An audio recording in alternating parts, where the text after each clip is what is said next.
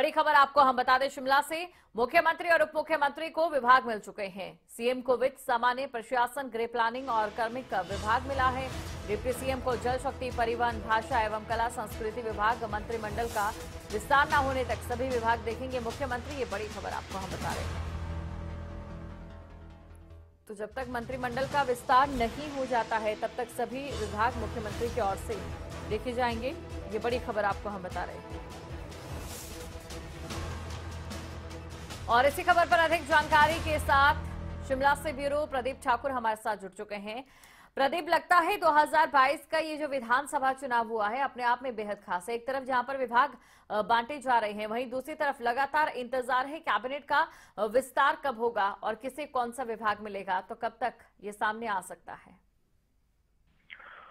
बिल्कुल दीक्षिका, देखिए इसी बात का इंतजार किया जा रहा था कि जो मुख्यमंत्री और उप मुख्यमंत्री की शपथ हो चुकी है, अब इसके बाद इनको कौन कौन से विभाग दिए जाते हैं, तो ये इंतजार भी खत्म हो चुका है। और अगर मुख्यमंत्री की बात करें तो वित्त विभाग वो खुद संभालेंगे और उसके साथ साथ जो सामान्य प्रशासन विभाग है, गृह विभाग है, प्लानिंग है, पर्सनल है, कार्मिक विभाग है, ये जो विभाग हैं कुल मिलाकर 5। और इसके अलावा जिन विभागों का भी वितरण नहीं हुआ है उनको भी देखेंगे जब तक मंत्रिमंडल का विस्तार नहीं होता है। इसी तरह से डिप्टी सीएम मुकेश अग्निहोत्री की बात करें तो जल शक्ति जो एक बड़ा विभाग है, परिवहन हिमाचल में बहुत बड़ा डिपार्टमेंट है, वो इनको दिया गया है।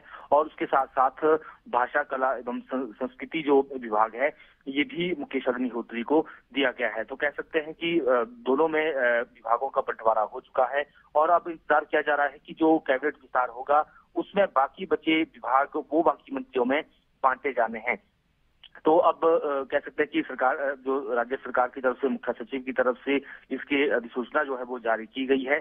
और अब मंत्रिमंडल विस्तार को लेकर जो है वो लगातार अटकलें तेज हैं। आज भी दिल्ली जा रहे हैं, मुख्यमंत्री भी जा रहे हैं, डिप्टी सीएम भी, और बाकी जो विधायक चुनकर आए हैं कांग्रेस के वो भी दिल्ली जा रहे हैं। आज डिनर है दिल्ली में और वहां पर भी मंत्रिमंडल विस्तार को लेकर हाईकमान के साथ चर्चा होनी है।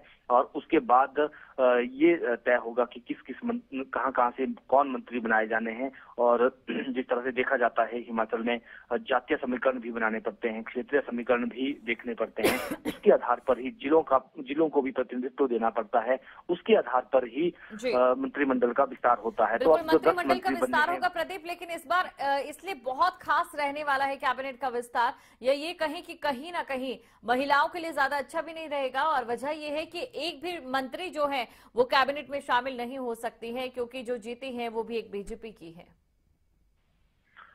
बिल्कुल दीक्षिता, देखिए हर बार जब सरकार आती थी तो उसमें एक महिला कोटा भी फिक्स होता था जिसमें सीनियर जो महिला विधायक हैं उसको मंत्री बनाया जाता था। पिछली बार भी आपने देखा होगा सरवीन चौधरी को सामाजिक न्याय अधिकारिता विभाग दिया गया था, पहले उन्हें शहरी विकास विभाग दिया गया था, फिर जब कैबिनेट में फेरबदल हुआ फिर उन्हें सामाजिक न्याय अधिकारिता विभाग दिया गया। तो ऐसे में हम कह सकते हैं कि महिलाओं के लिए कोटा फिक्स रहता था। लेकिन इस बार कांग्रेस पार्टी की एक भी महिला विधायक जो है वो चुनकर नहीं आई है।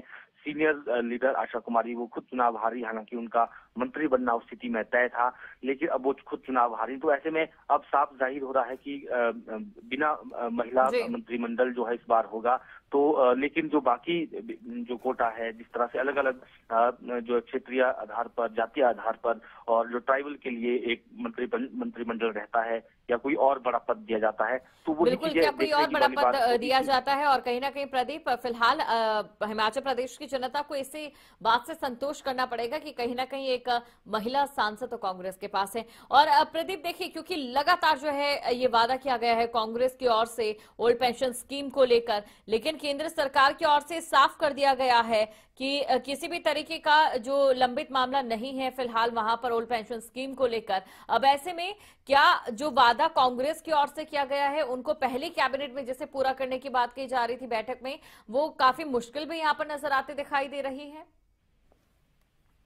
बिल्कुल देखिए, क्योंकि पहले ही चुनाव से पहले ही कांग्रेस पार्टी की तरफ से ये ऐलान किया गया था कि ओल्ड पेंशन स्कीम को हम पहली कैबिनेट में और 10 दिन के भीतर बहाल करेंगे, उसकी नोटिफिकेशन जारी करेंगे। हालांकि इस पूरे मसले पर मुख्यमंत्री भी और उप मुख्यमंत्री भी ये बात कह चुके हैं कि अगर कैबिनेट विस्तार मान लीजिए 10 दिन के भीतर नहीं होता है तो दो भी अगर मुख्यमंत्री और डिप्टी सीएम भी मीटिंग करते हैं तो वो कैबिनेट हो जाती है और उसमें इस पर जो है सैद्धांतिक निर्णय ले लिया जाएगा।